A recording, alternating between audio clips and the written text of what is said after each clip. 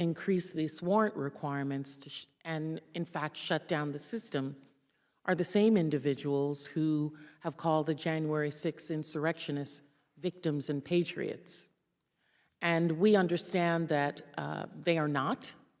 And I also understand that Director Wray and the others that are here are doing everything that's possible to ensure that we have free and fair elections, and that foreign interference cannot be a part of that. We have to stop that. And I'm grateful for your work to ensure that those enemies, foreign and domestic, are dealt with through the systems that we have in place. I had a question actually for, first for Director Burns and potentially Director Haynes, if you may comment as well. As many of my colleagues on this committee know, I'm very interested in the ongoing instability in Africa, particularly in the Sahel.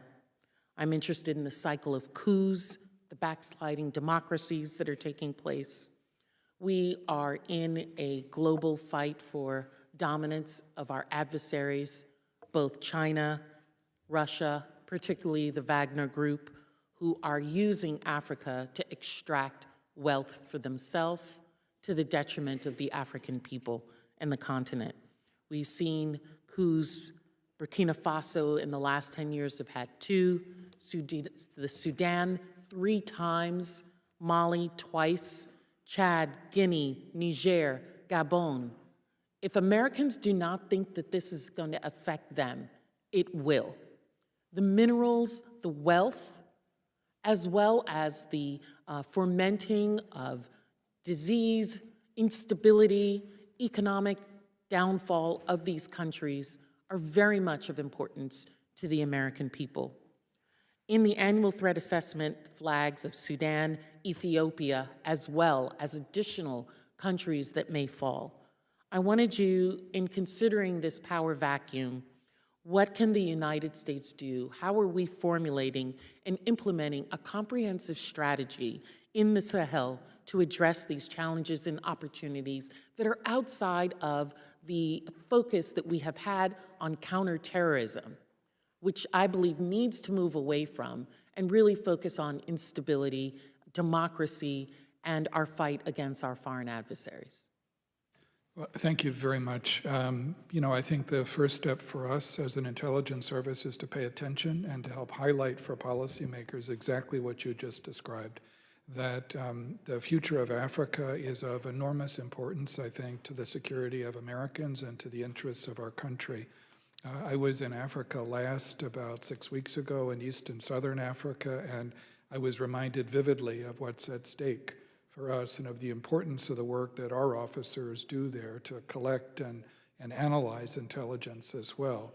I was the first CIA director actually in 3 of the several places that I visited, and so I think this is extremely important for us as an agency and for all of us in the intelligence community. Last year I was in the Sahel, and the challenges that you described are very real, and they've grown since then because you have a lot of predatory players, whether it's the Russians or the Wagner Group or whatever the Wagner Group will become in the future, as well as a variety of terrorist groups who are taking advantage of coups and insecurity, of the fact that some of our closest partners like the French are being pushed in some ways out of a role that they've traditionally played there.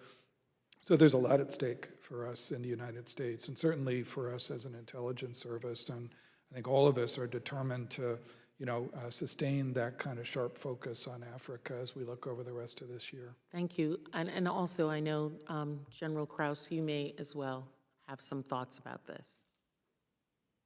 Well, I certainly do want to save time for Director Haynes if she has anything she would like to add, but I would certainly say from the military intelligence side, the instability that is just heart-rending that you so eloquently laid out for everybody, the contributions to that of actors that don't have the best interest of the populations in mind. Director Burns mentioned a few of those, whether it's Russia, whether it's even the enterprising and economic side of China, over $1 billion of loans, of Chinese loans, that may not be in the best interest of the populations within Africa. Just create additional angst and instability, I think, from a military perspective. And then it's a trickle-down effect to the military perspective. And then you've already talked to the 8, I think, military coups that we've seen across Africa in the last handful of years. It's a topic we do need to address, and I would defer to Tina.